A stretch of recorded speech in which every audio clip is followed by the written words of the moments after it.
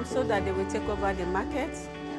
And because of the intensity of the training we are giving them, we are preparing them for all industry. Mobile repair, but more in other 4 months. But during a catering and hotel management, Nigel Abem Makwell, near catering and hotel management. Even though anima more employed, Nigel is see for employment. Nani more tado, but see for market.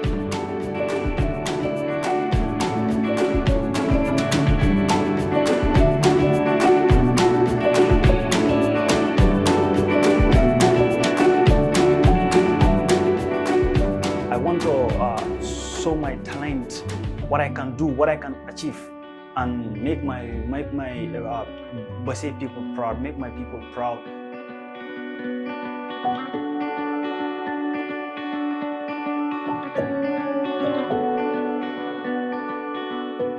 Now we are being empowered and we are being employed and we are working. Our life has changed for good.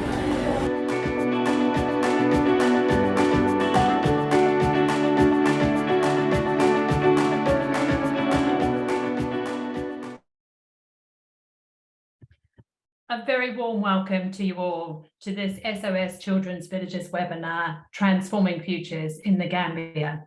Thank you so much for taking the time to join us today. My name is Alison Wallace and I have the enormous privilege of heading up SOS Children's Villages here in the UK. But before we get started on the really interesting part of this morning's webinar, just a couple of housekeeping points. You're all on mute, but we would be delighted to have questions from you at the end of the webinar. So please do just type those into the Q&A function. I will include them when we get to the end and we'll put those to our guests. We're recording the event, which you should have seen when you joined, and we'll have a YouTube link to share with you and anyone who wasn't able to attend soon after the webinar finishes today. Finally, these webinars are an incredibly important way for us to talk to you, our donors and supporters, and show you the work that our partners are doing overseas with your support. So if you've got feedback, we'd really, really like to hear it. And as part of that, a very, very brief evaluation form will pop up at the end of the webinar. And would really, really like it if you could complete it. It helps us kind of direct content for future webinars. So let's move on to, as I said, the really interesting part of this morning's conversation. You've just seen a short film introducing what for us is an incredibly special project, which we do in partnership with SOS Children's Villages in the Gambia, the Youth Training and Employment Project in Basse. The program gives young people in the Basse location, which is very, very rural in the upper river region of Gambia, a long way from the coast. Gambia is a very long, thin country. It gives those young people the opportunity to get free skills training and help them gain employment or start their own businesses. Our colleagues in the Gambia, who you're going to hear from in a moment, are incredibly passionate about the program and making it a success. They go out into the communities to publicise the program and recruit young people who otherwise might not get the opportunities, might not hear about the opportunities that are available, and they might not be able to take advantage of those. So they're really trying to reach those who are least likely to enrol in further education or training. Now, the majority of students in our program are women. Over 70% are women, an incredibly important statistic for us because very often young women and girls can be excluded from some of the more formal training opportunities that do exist.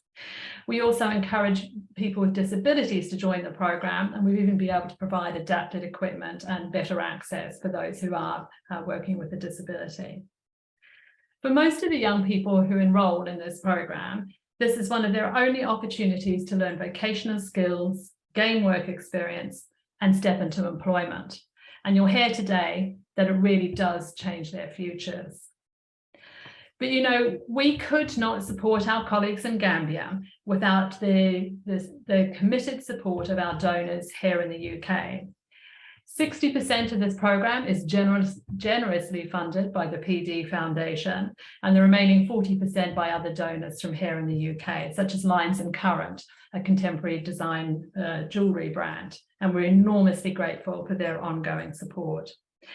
Their support and their commitment is helping the impact that you will see in a couple of moments. So the program was designed by our colleagues in Gambia, which is entirely the right way to do it. They understand the situation, they understand what's required, and you'll hear from some of them in a minute. And it really responds to the needs of young people in this Upper River region of Gambia. Overall, just under 60% of young people in the region are not in employment, education, or training. So 57% of those young people. And nearly half of the population of Gambia as a whole, just on 48%, actually live at or below the poverty line. So you can see that in those kinds of contexts, something like the program that we support with colleagues in Gambia is incredibly important. It's absolutely meeting a need for young people. They have very few other opportunities to get into formal education or training. And then those opportunities do exist, incredibly competitive and hard to get into.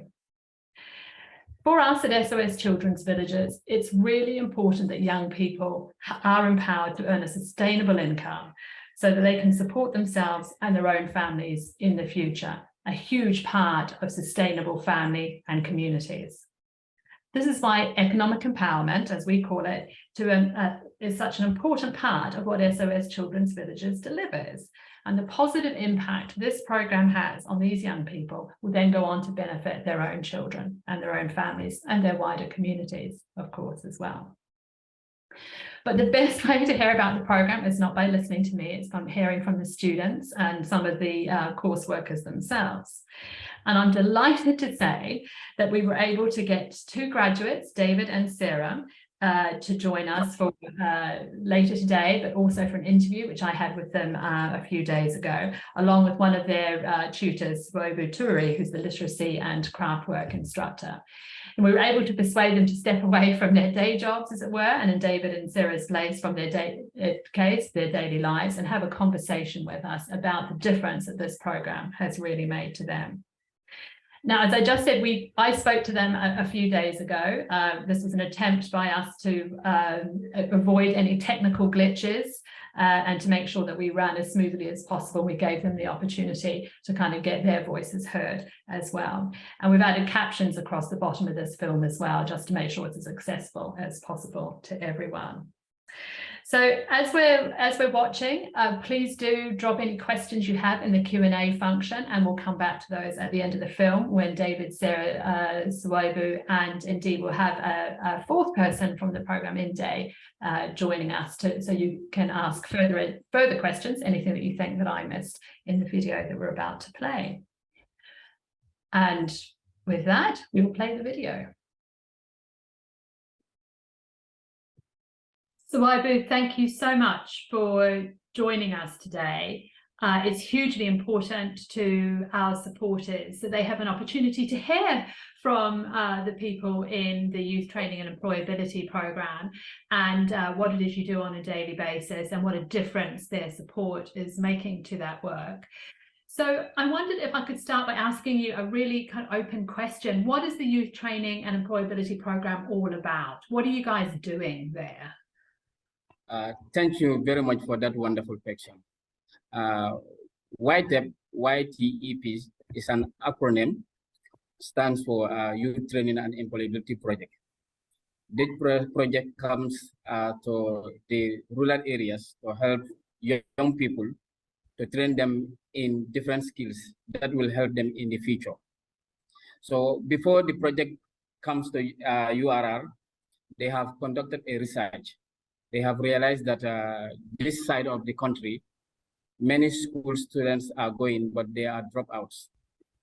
So based on that reason, some of them, they don't have access and the means to further their education.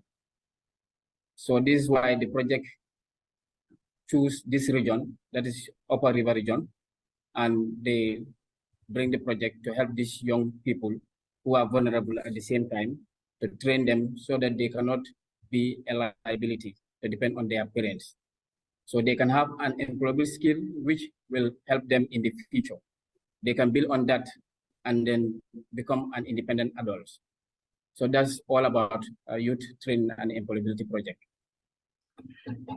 And so just for some people who don't know the geography of Gambia, Gambia, of course, is a very long a very thin country. And when we talk about the Upper River region, that's about a day's travel, I think, from the coast at Bokote and Banjul. And if I remember rightly, there's very limited otherwise opportunities for training and employment in that part of the country. Is that right? Yes, yes. If you look at where we are, Basse, that's where the project is right now. It's far from the city. So as you mentioned, it can take you maybe sometimes 6 hours before you will reach here, from the city to here, because it is very, very far. So this is why most of the young people here, when they finish school, they don't have that opportunity because they are very far from the city. So many jobs are not created here, and the awareness also is low. This is why the project is making a big impact and make a big change in their lives. It's giving them that room to develop themselves as a person and also independent adults.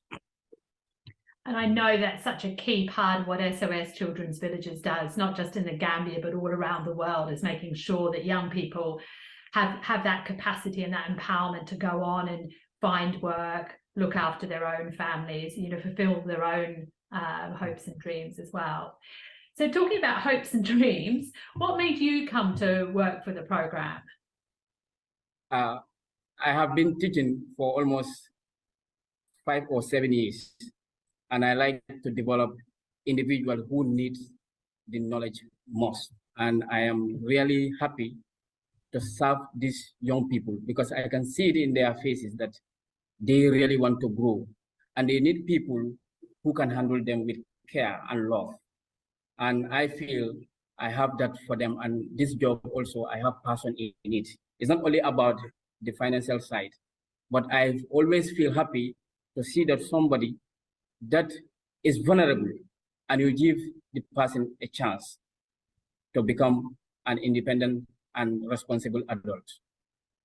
So this is why I decided to do this job, and I like it so much. You've almost captured right there, I think, the whole ethos of SOS Children's Villages about supporting vulnerable children ready to take control of their own lives and be empowered. Your specialism is in literacy training. If you look at it, most of these people, they are dropouts. Some of them have completed grade 12. So we have realized that if you have skill, you still need that literacy because you need to sell out your materials. You need to speak to people. You need to be aware of how life is, so that all these things, when you mix them, your skill alone will not help you. But with your literacy, you can do a lot of things. You can be creative. You can use your knowledge of literacy and do a lot of things with it, combined with the skill you learn from the center. And if you look at our literacy department, we are not only teaching basic maths and English. We are also counseling them, because when they come here, you can see that some of them, their motivation power is down. So you have to make sure, because you have the experience, you work with youth in schools, in different places. So you bring that experience to help these people to pass through the journey of development. So this is why literacy department is very important in the life of these people and the project itself. The modern world of work is so much, isn't it, about how you present yourself, either to your customers or to your employer, and giving young people the skills to express themselves is such an important part of the way that we have to do work in the world today, isn't it? I mean, that's a really interesting point. So far, I would say, when I see somebody I have trained and I have contributed my part in developing that person and finishing this program and got employment. Like the project has been here for almost, one can say, we are in our 4th year. But so far, we have a lot of success stories. And those success stories, I enjoy them very well because I know I have contributed my part in developing my own brothers and sisters who, if not this project, most of them will not have that opportunity. Because if you stop at grade 9 in our country, most of the employers, they need people who have grade 12 results or university degree. So having this project here, train these people, especially catering and hotel management, social work, you will see that you have the skill. If you go out there, you do your attachment 3 months, we connect you. So through that, sometimes they will not depend on your criteria, like your merits, but sometimes what you can do and what you can give.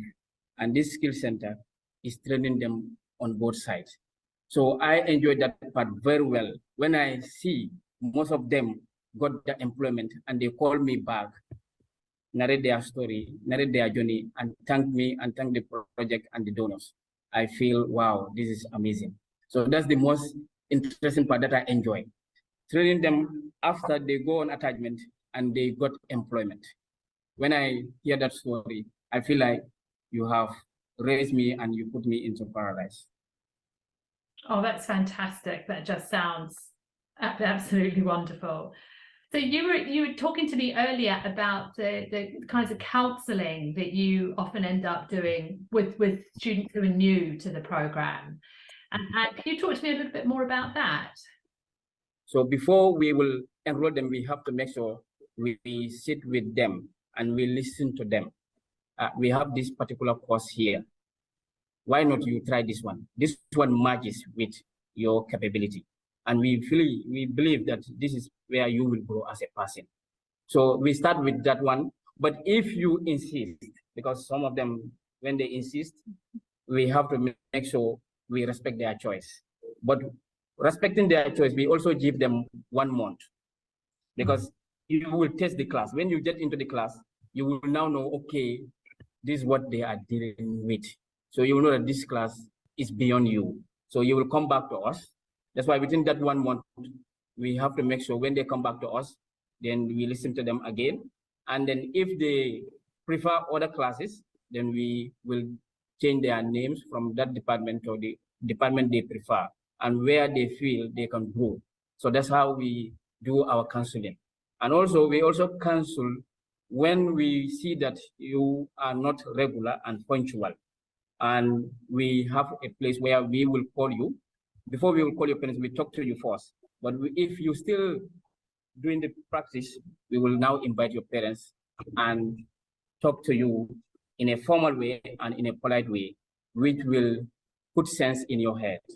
So this is all about the counseling. Thank you. That's really interesting. And I think perhaps something I hadn't understood about what you were doing in the program, because of course the young people who are coming to you may not have done well at school, may not have had a great experience or great opportunities at school, come from vulnerable or slightly fragile backgrounds, and to give them some time to kind of dip their toes into what the program can offer and talk to people who understand what the opportunities are. It is a really important part of attracting them and retaining them and getting them to complete the course as well. Thank you.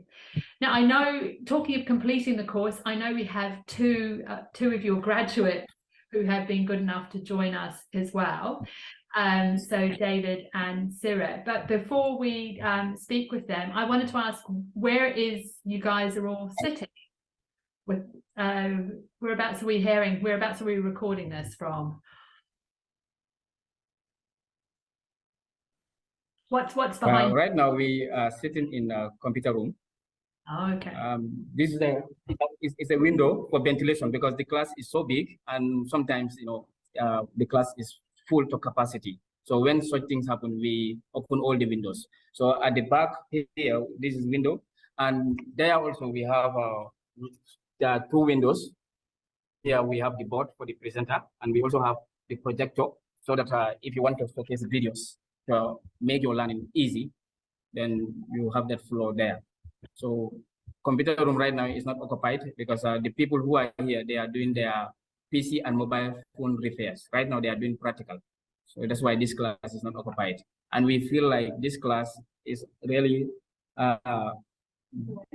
quiet and comfort for us to have this meeting. Which I appreciate. Thank you. Thank you. That's really good to hear that the class is usually full as well. It's a big room. Thank you for letting us see that. Is it okay to speak with David and Sarah now? Are they able to come onto the screen? Thank you. Thank you both so much for joining us, because everything we've heard so far from Suwaibu is all about what people like you are able to achieve in the program. So it's a brilliant opportunity for our supporters to hear from the young people. They've actually been able to help with this program to do something different.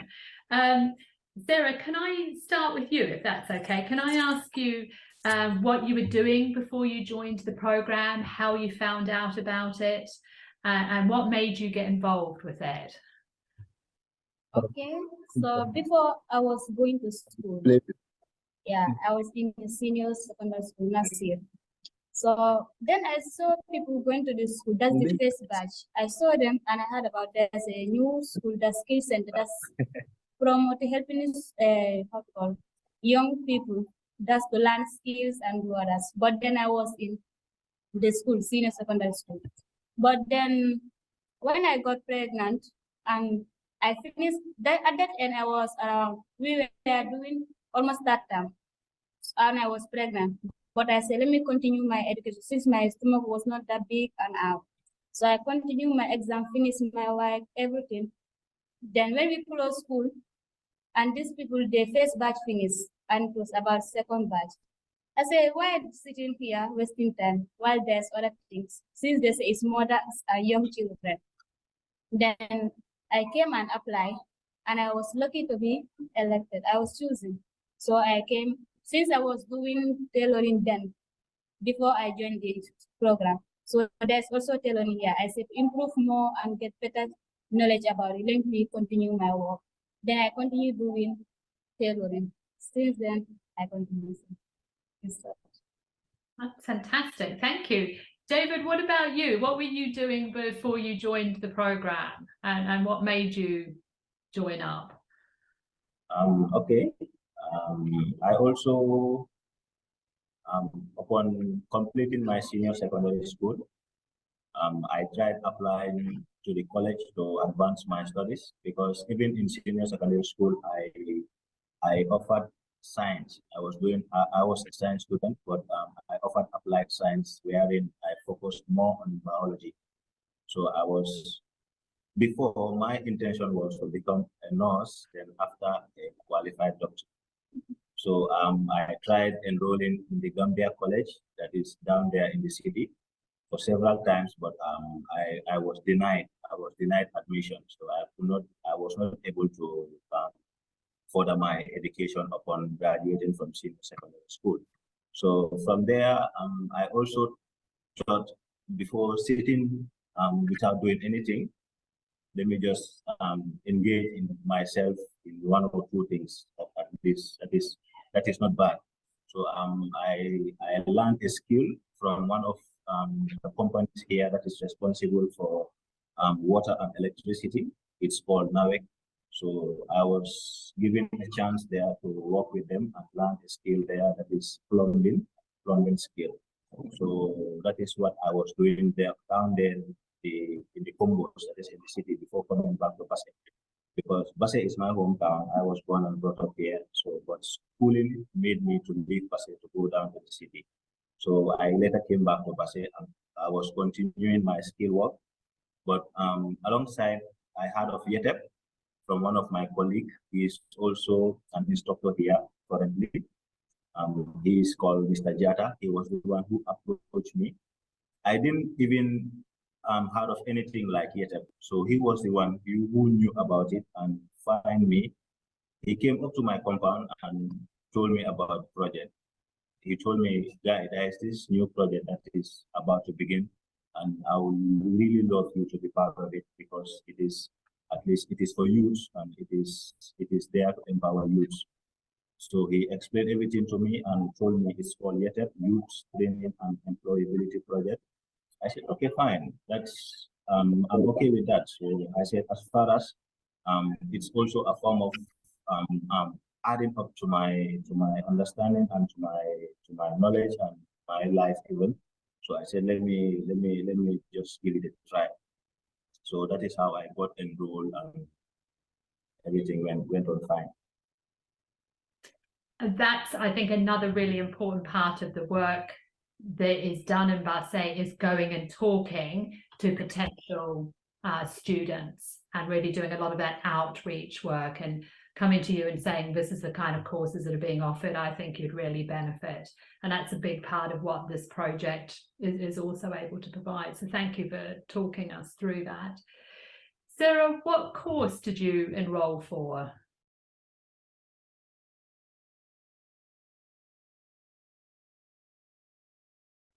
Yeah, the course I'm doing right now is tailoring. We are doing sewing and design. Yeah. And so what are kinds of things that you do on the tailoring program? We do like sewing dress, sewing of trousers, baby dress, and designing. That's what we do. And what do you hope to do when you're finished? I hope to open my own business where I will be employing myself as self-employment. I want to also to inspire new or young youths like me, like how they employ me here and like how they teach me here. I also want to open my own shop and also inspire new youths, young youths to come and also benefit as I am benefiting, so that in the future they can also employ themselves. Fantastic. Again, another really important learning, I think, from this program is that talking to people like you as successful course participants and graduates, showing other young people what can be done, and almost being like mentors or something to aspire to for other people, I think is super important. Young people often don't listen to older people like me, they'll listen to other young people like you, so you become the best advertisement. I think that's really important. David, what was the course that you did? Social work. Okay, and how many years was that? It went up to 2 years due to the COVID-19 outbreak. Okay. But okay, it's supposed to be a year program, 9 months classroom program, then 3 months field placement. Okay. But due to the COVID-19 outbreak, it took a longer time because we have to shut down everything, close for a while, then let them come back. Yeah, that's interrupted so many young people's training and education all around the world. But it's great that you came back and completed it as well, because a lot of people weren't able to do that in many parts of the world. And so what are you doing now, David? Currently, I am working with one of UN's branch called UNFPA with Network Against Gender-Based Violence. There is a center they established not far from YETEP here, where they employed some vulnerable women and some girls. Some of the girls are also from this school, YETEP, but not all of them. So in that center, I manage the center. I am their center manager as well as their social worker there too. So in that center, they produce reusable parts and reusable baby diapers. So that is where I'm currently working. Oh, that's fantastic. That's really, really great. So a question to both of you. What advice, and you can choose who goes first, what advice would you give to someone else who was looking at the YTEP in Basay and considering joining one of the courses or one of the programs? What would you say to those people? Okay. For me, my sincere advice will be to them to try and see YETEP as a serious thing, because even we were the first batch of students, but it was not easy. Even I personally, I thought, because there were, I even thought like it's gonna be some kind of start and stop thing. Maybe I thought it might not continue or something else. So that is how some people are. But what I will try to put to them is that they should believe in YETEP and they should try and enroll and work hard, and I'm sure they will never leave YETEP the same as they came, because as I am right now, I am not the same as I was before. But due to the knowledge and the experience gained, I would love my fellow youths also to come and path through YETEP also for their better future. It's lovely. Yeah, YETEP is a very nice school. Even me too, I enjoy being in the school. The school is very comfortable, calming, and there's no violence, no problem. Everything goes smooth.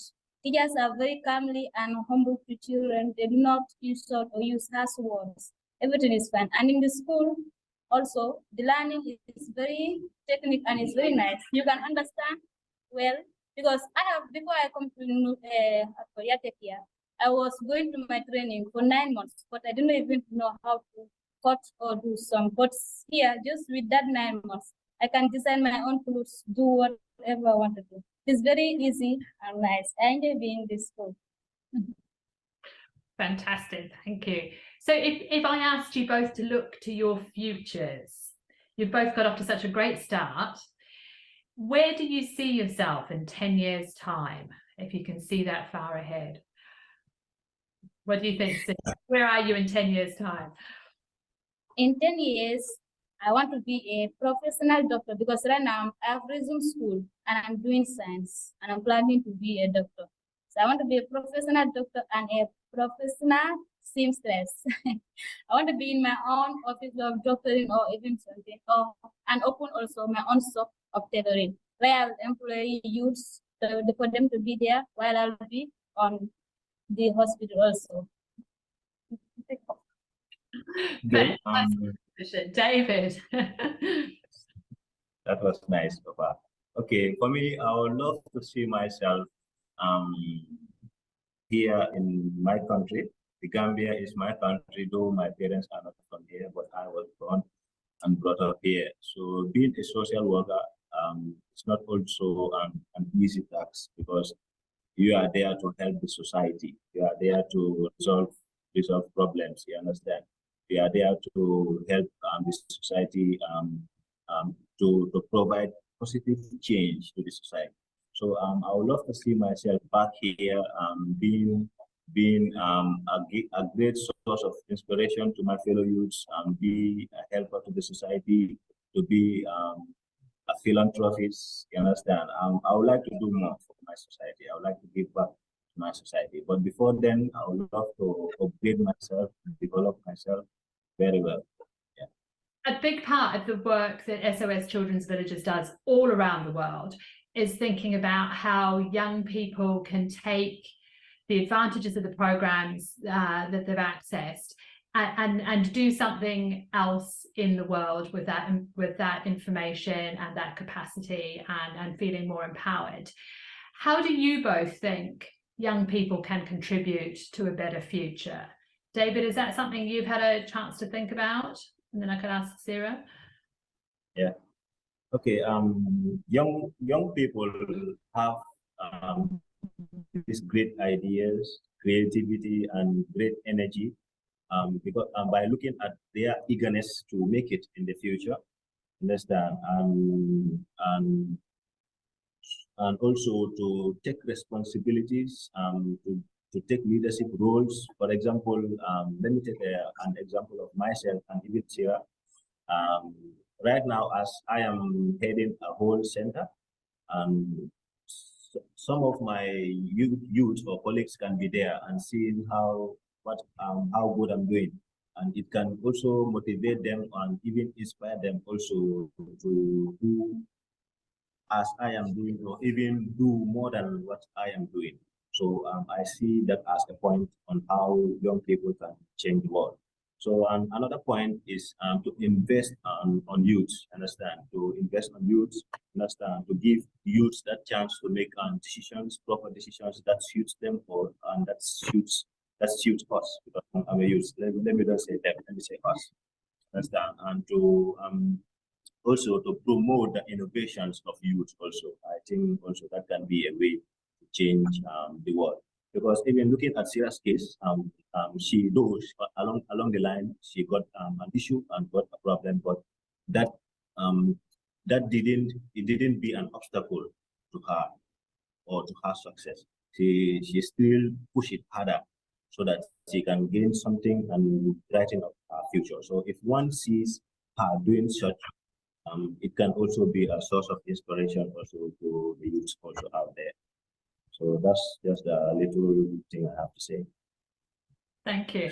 That's very inspiring to me. Sarah, do you have anything else to add to that? Maybe just small. And sometimes also, we should be given the chance to speak also. You should listen to the young children. They might have something inside them to share, but if there's no one to listen, you cannot share. And also, if there's no one to support, if you have a little thing and someone give you that support and encourage you, with that little knowledge, you are going small. Once it will turn up to a big thing, and no one knows. So we should be given the chance and encourage, and we should be given support for us to change the world. Thank you very much. Thank you. Welcome. I had one more question for you. Thank you. There you are. Brilliant. Thank you. Thank you so much. And thank you for letting your graduates come and talk to us. One question for you. They've talked about how they feel that young people go on and change the world with this kind of support and engagement and empowerment. How is the YTEP program having an effect on the whole community in the Basay area? Let me take you back. Thank you for that question. Let me take you back for the reason why the project has been coming to Basay here, this rural site. First of all, our country as a whole is facing a lot of challenges, especially when it comes to the youth of the country. Irregular migration is a big issue, especially this side of the country. Many youths, the moment they finish school, their perception and their belief is we can only make it when we go out of this country. So the coming of this project has changed that belief, because every year, if you look at the number of people we are training, it's close to up to maybe sometimes 250, sometimes 230, sometimes 150. So all these people now, when we train them, they have something that they can depend on. And most of them, they got employment. So it has really changed that perception now. Many people now, the moment they finish their school or they are dropped out, the second thing they think of is to join YTEP, because they have seen a lot of their friends and their family members who have come here, trained here, and become something.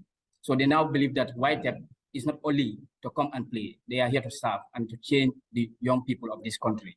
And the second one is, we have a lot of vulnerable young girls here. And those vulnerable young girls, without doing anything, without engaging into any skillful things, it may cause a lot of problems, which I will not mention. But with the coming of this project, the community has seen that a lot of girls have been transformed into something which their parents are really thanking the instructors in here. They are saying to us, wow, you people, you have really changed the mindset of our young girls. Because before, many of these young girls, when they finish grade 12 or drop out, they are just sitting there not doing anything. So with the coming of this project, it has changed that belief, and it is really helping them to be empowered. And we have done a lot of, I think, positive side in that area. And the other thing also, many people here, they have a lot of tailoring shops. And that's why our tailoring side is really doing very well in that aspect. Because the tailors here, they are not well trained. So when the students who come here, when they serve, when they go on attachment, the skill they normally apply, their supervisors will also come back to us and ask us whether they can join the center and be trained, because they have seen something in our students which really make them to say, wow, these people, I think what they are doing is really important. We have to make sure we also go there and learn this skill, because we really impact their lives and we make them to have that confidence and that edge over the rest who haven't come here. So the project has really done something very well for this community. That is fantastic to hear. Thank you so much for sharing all of that with me, with everyone else who's listening to the call today. And that's all about that power of example, that leadership example, which you're showing to the students, and then graduates like Sarah and David are showing to their families and their communities. I mean, that's just wonderful to hear from both of you. It's absolutely wonderful. So thank you again for taking the time to answer my questions and talk to our donors and supporters a little bit about the kinds of things you've been doing, what your hopes and dreams are for the future. I really, really appreciate that.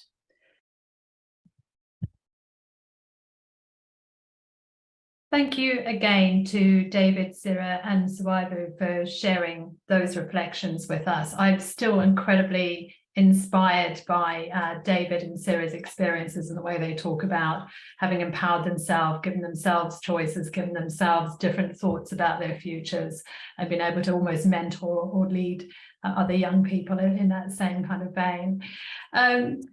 We're very lucky as well today to be joined by another member of the Gambia team, Nde Sugu, who is the International Partnerships Development Coordinator. And Nde, I haven't had a chance to put you on the spot like I put the other three on the spot. So I'm going to ask you a question, a little bit more around the need for employability capacity in Gambia and the kind of the context in which you and your colleagues are working in the Gambia. Okay, thank you, Alison. Really, I'm so happy to be part of this engagement today, and listening to the discussion with David and the others is really inspiring, even from my end. I think from even from Swaibu's discussion earlier, he did hint a bit on the need, the necessity for this youth empowerment project in the country. He did hint on the challenges that we're encountering as a nation. As a nation that is almost 60% of its population, of its 2.2 million population that are under 25, it's a population that's really youthful. And considering that 41.7% of this population are unemployed or underemployed, it's really a big challenge. So really having this empowerment projects that are targeting these young people, it's really a solution to the challenges that we're encountering as a nation. And for Basse, looking at the context in Basse, so very far from urban Gambia, and the YTEP being the only project in Basse that is currently offering this kind of training that's started in for these young people, it's an incredible achievement for the region. Young people otherwise would have gone through the illegal way. They would have thought that they could not make it in Gambia, that they have to either go to the Combos where they would loiter around, where they would not, because they're not employable. They don't have the skills that the market requires for them to really be employed, or otherwise they would have tried the illegal way to go to Europe or try to make it another way. But really having such a project in there in Basse has tried really to sort of eliminate these challenges and really support these young people. Yeah. Thank you. That gives a really clear indication of where the program you're running sits within that wider kind of those challenges people face, not just in Gambia, but that region, and indeed all over the world. So that's really helpful to hear. Part of that, giving them the skills, is some of the work placement training.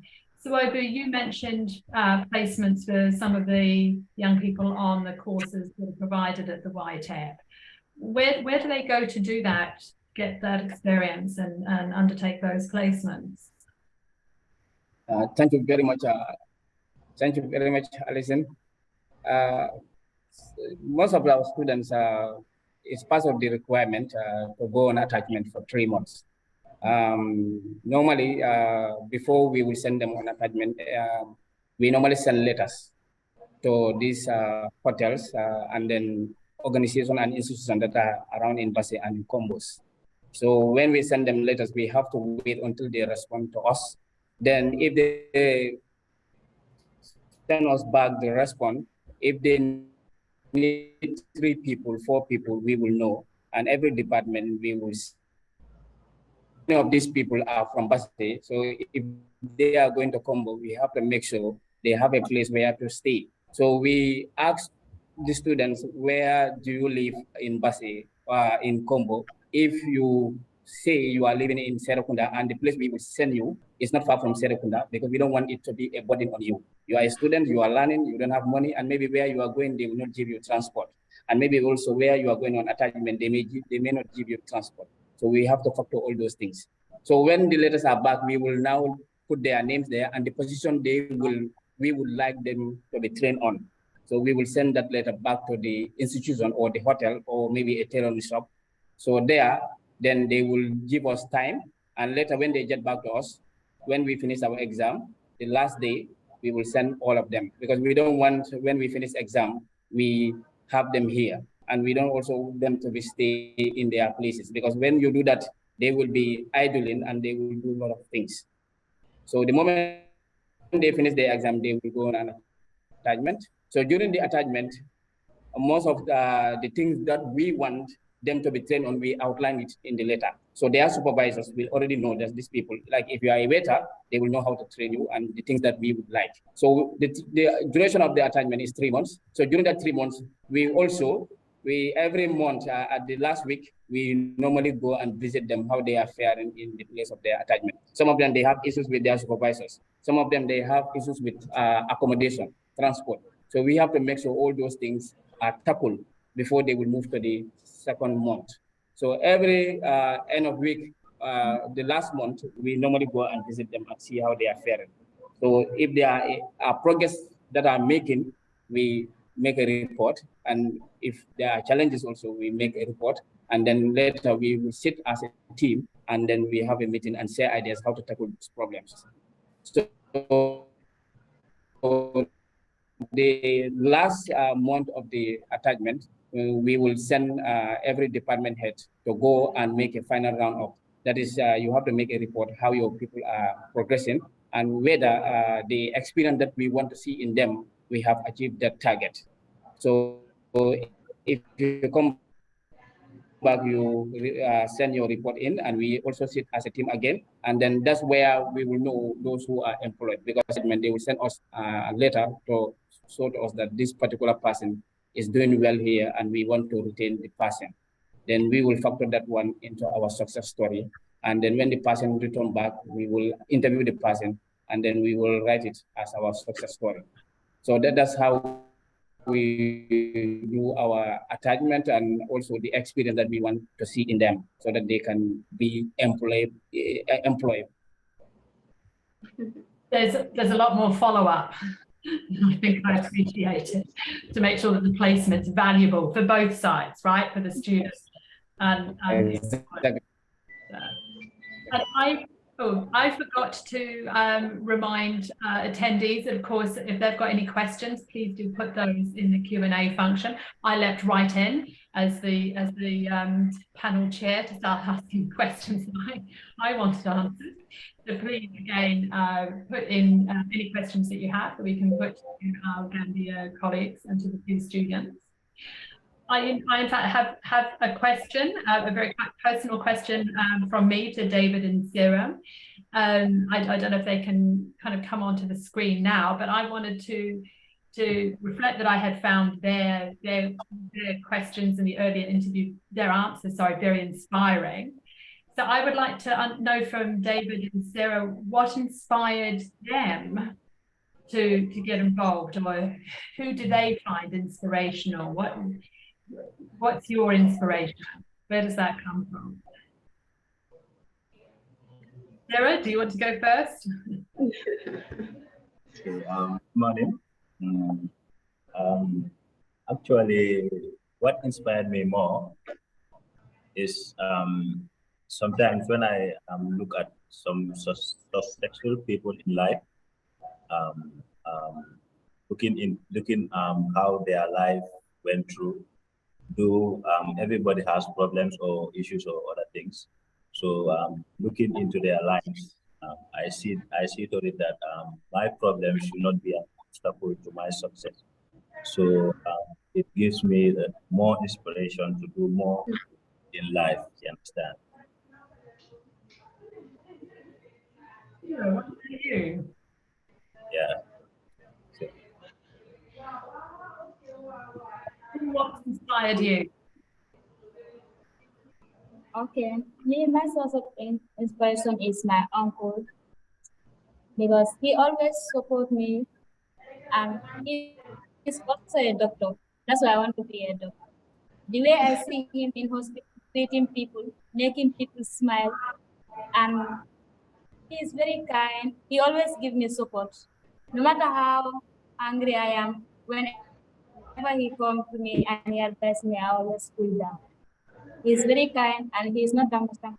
He makes the things simple for me. Wherever I'm wrong, he used to call me, advise me, and ask me, everything will pass. Even before I come to this school, he was even the one who brought the application for me. He said, since now I have dropped out from school, there's another solution also. Then he brought the application test accepted in this school. That's why I always inspire him. Yes.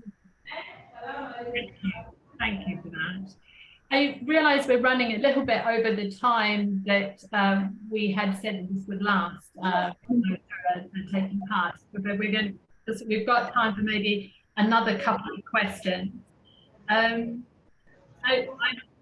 got more questions for David and Sarah. If that's all right, back to you guys. I wanted to ask what kind of support you get from the YTech beyond just the training and the work placement. What other kind of support do you get from staff?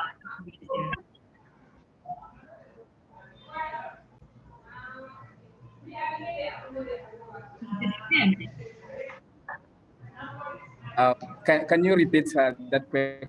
We don't get it properly. The network is breaking. Okay, that might be on my side as well. I think I warned earlier. It might be a little. I'll ask you a much briefer question, which has come from one of our audience members. What formal qualifications did you finish the course with? David and Sarah, what are the qualifications that you ended with?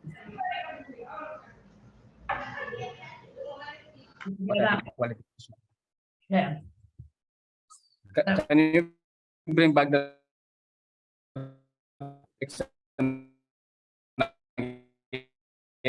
Oh, the network is not okay. It sounds a little bit like we're losing. Can you hear me? Yes, we can hear you loud and clear. Great. Yes, that is certificate. So what qualifications did David and Sarah finish the course with? Yes, that's a certificate level. Yes, because this program, special social work, is a certificate program. Then from here, advanced diploma and other stuff. But for now, it's just certificate level. Okay, thank you. Sarah, did you? Yeah, it's all the same. We are all on a certificate for now. Okay, thank you. Thank you very much. All right. I think we're pretty much coming right up to our time. I'm going to say thank you very much to everybody who's contributed today from the Basse location. Inde, whereabouts are you actually sitting? Are you in Basse or are you in Bukote? I'm in Bukote right now. Yes. So from one end of Gambia to the other end of Gambia, I thank you, the three of you, four of you, I can't count today, four of you, very, very much for giving us your time, for letting our donors and supporters hear about what you're achieving. With the support. This has very little to do with me. This is everything to do with the four of you. So I thank you very, very much for your time. And I will just finish by thanking also our attendees. Thank you for giving us your time this morning as well. We have been recording this, of course, just as a reminder, and we'll send you a YouTube link so you can review it at your leisure. Again, just to say, this can be a very quick questionnaire evaluation sheet pop up at the end of this as well. We really like to hear your thoughts and feedback, anything about what you might like to hear about from in the future would be really helpful to us. And that is it. Thank you very much for everybody's time today. I have had very little to do with this, in fact. This is down to my colleagues in Gambia, but I'm enormously proud of the program, and hearing from David and Sarah is just wonderfully inspiring, and I can take that away for myself as well. Thank you. Thank you very much, and thank you, Dave, for being part of the meeting today. Thank you very much, and thank you, Alison.